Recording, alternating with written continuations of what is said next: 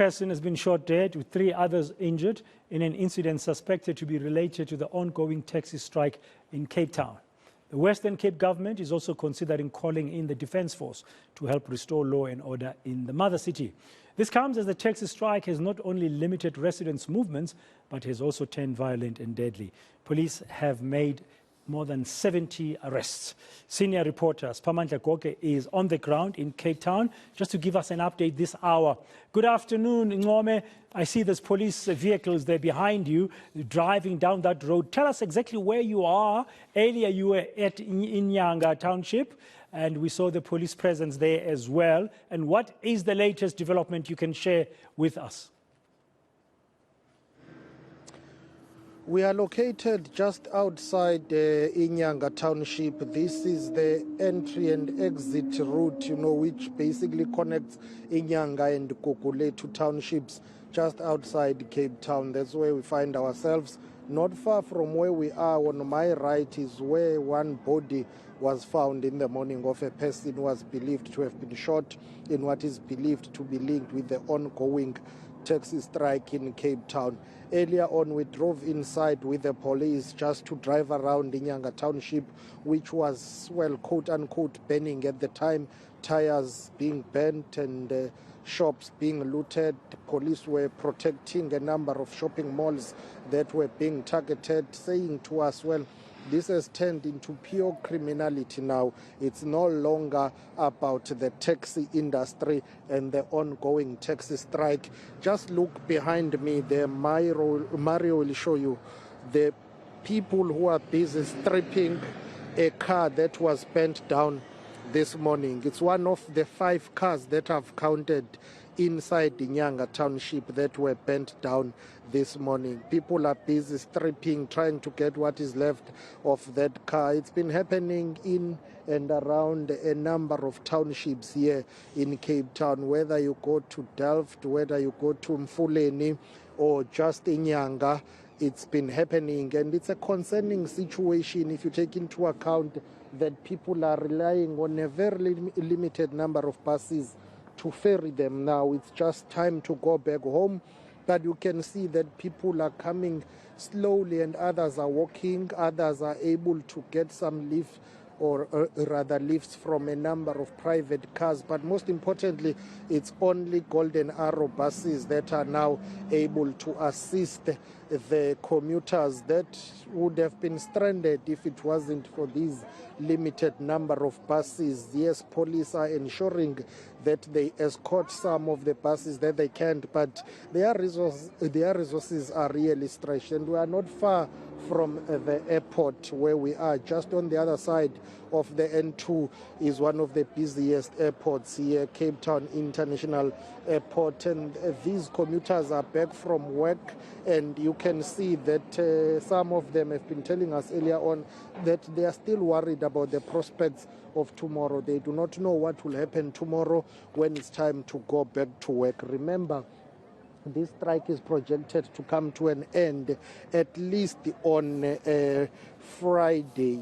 Going to ask Myro to show you there people just asking for lifts to get onto bakkies, whatever they can use to get transport to get to their nearest destination. At this stage, it's just a matter of taking whatever you can take to move from point A to point B, because there are no taxis, nothing is happening here. Let me just see if I can get some of the gentlemen here to talk to us and just hear what people are saying, before we just listen to what the police have said. People are stranded. They are okay. Baba Kunjan, thank you very much for your time. Let's talk about Ingqagilela ungumhlali.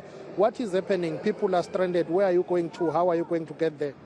Inside airport when time kanjani lenzekayo kanjani apha basiphilisa kabuhlungu nje kunzima nokuya emisebenzini ngobhasisa ngendlela zonke siwork because abelungu bayasifuna ebisebenzini yethu yabona ke time andiyazi ngosiza kanjani. So mayiqhubeka lengxaki nizomisa njani? Mayiqhubeka lokhu sizophila kanje ngehlobo siphila ngaso masiye emisebenzini ngenyawo. Manizwa nina kuthiwa yini ingxaki? Ixazululwa kanjani lento phakathi konoteksi nesixeko saseKapa nohulumeni wephondo? Time andiyazi nyani ke aliyazi andaloko mafuneka bafumana into zabo kanye kuze izinto zibe right Okay. kuze baphendule andiyazi nyani ngoku. Okay, my brother, thank you very much. The gentleman telling me that he does not really understand what are the issues at play here. If needs be, let this matter be sorted out between the taxi industry, the city of Cape Town, and the Western Cape provincial government, saying he's going to the airport. He works at the airport, and he says if this continues, their jobs and livelihoods will be on the line because their employers have been waiting for them, but they've been unable to show up at work. Earlier on, I spoke about the police visibility here. We've seen hundreds of police being deployed on the ground, but they appear to be chasing shadows because this story is developing very fast. Things are moving rapidly. While they are busy at Delft, they are being called to come to Guguletu. When they are in Guguletu, they are told that Nyanga is burning. When they get to Nyanga, they are being redirected to Mfuleni, and this has shifted now and has moved into becoming what we can call a full-blown criminal elements that have taken over. They are busy looting shops, they are peddling cars with stones, and while all of that is happening, traffic law enforcement is busy towing away or impounding taxis that have been used to blockade key strategic routes, including the N2 that is leading to Cape Town International Airport. Earlier on, I spoke to the Deputy National Police Commissioner who's responsible for policing in South Africa. She was telling me that they are deploying all the resources they have, but they will never have enough. Pure criminality, that is why you can see now we are safeguarding the mall because there is an attempt to come and loot at the mall. From that point, this side and this side where we are standing, the multitude of people and young children that now want to come and attack the malls. And they are throwing stones as we were driving in. They were throwing stones even at the Nyalas. But you can see it's now children that are being used. There's just one aspect, Siphamandla, that the Deputy Police Commissioner spoke about, but there are a number of other issues that the police are seized with. She must have mentioned some of those when you were speaking to her a little bit earlier.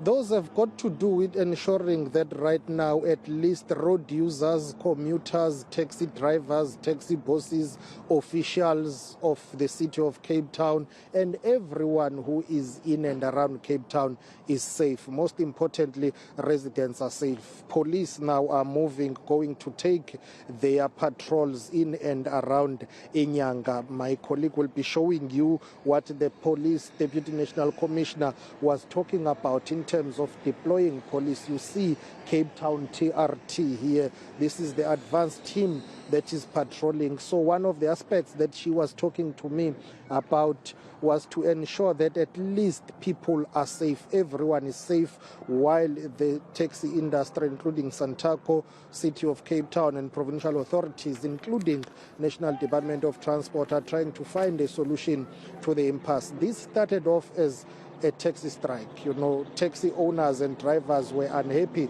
with what they were calling being unfairly targeted by the city of Cape Town. They were alleging that the new bylaws that were put in place were targeting them. The city of Cape Town and the provincial government saying, hang on, no one is above the law. We are just enforcing the bylaws here.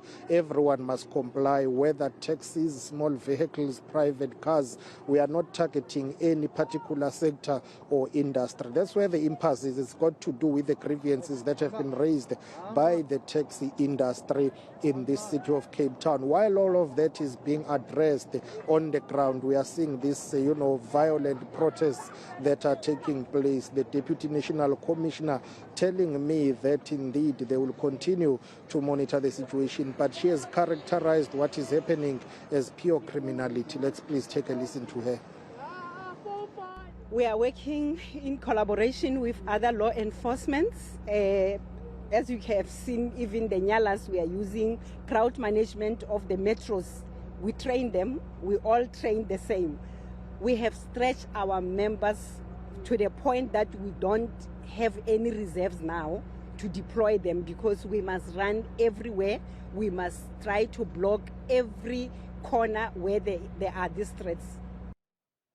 There you have it, that update there. As you see those police vehicles in just outside Nyanga, there towards the N2, ending that update this hour from Siphamandla Goge on the ground in Cape Town.